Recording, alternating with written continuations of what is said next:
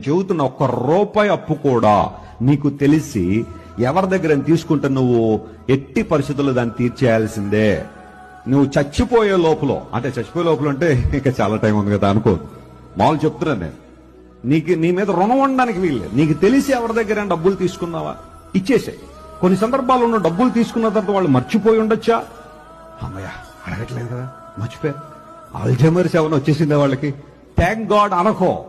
వాళ్ళు మర్చిపోయినా నీ గుర్తుంటే దేవుడిని గుర్తు చేస్తే తీసుకెళ్ళా డబ్బులు ఏం చేయాలా, ఇచ్చేశారు.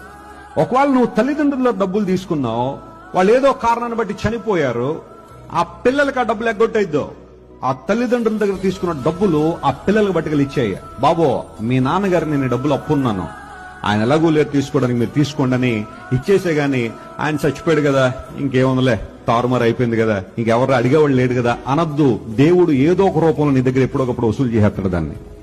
ఆయన వసూలు చేస్తే చాలా ఎక్కువ వడ్డీ కట్టాల్సి వస్తుందిలో.